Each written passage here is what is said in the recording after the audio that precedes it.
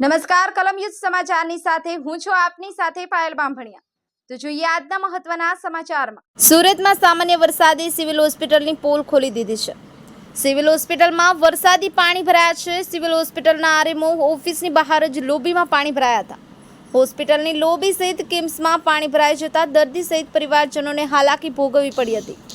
પાણીના નિકાલ માટે બનાવવામાં આવેલ ચેમ્બરમાંથી વરસાદી પાણી ઉભરાતા સમસ્યા સર્જાઈ હતી। સિવિલ તંત્ર દ્વારા ચોમાસું બેસે તે પહેલા ડ્રેનેજ લાઇનના ચેમ્બરોની સફાઈ કરવાની હોય છે। સિવિલ હોસ્પિટલ તંત્ર દ્વારા યોગ્ય રીતે કામગીરી નહીં કરવામાં આવતા સિવિલ હોસ્પિટલની લોબી સહિત હોસ્પિટલના કેમ્પ્સમાં પાણી ભરાયા હતા। હવામાન વિભાગ દ્વારા વરસાદની આગાહી કરવામાં આવી હતી। સુરત શહેરના વિવિધ વિસ્તારોમાં વરસાદનું ફરી આગમન થયું હતું, જ્યારે વરસાદે સિવિલ હોસ્પિટલની પ્રી મોન્સૂન કામગીરીની પોલ ખોલી દીધી હતી। સિવિલ હોસ્પિટલની ડ્રેનેજ સહિત વરસાદી પાણીના નિકાલ માટે બનાવવામાં આવેલ ચેમ્બરોમાંથી વરસાદી પાણી ઉભરાતા આરઓએમ લોબી સુધી પાણી ભરાઈ ગયું હતું।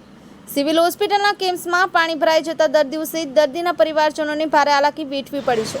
ચોમાસું બેસે તે પહેલા સિવિલ હોસ્પિટલના તંત્રની પ્રી મોન્સૂન કામગીરી કરવાની હોય છે। વરસાદી પાણીના નિકાલ માટે બનાવવામાં આવેલ ચેમ્બરોમાંથી પાણી ઉભરાતા પાણી બહાર ભરાયા હતા। બ્યુરો રિપોર્ટ કલમ યુદ્ધ સમાચાર સુરત।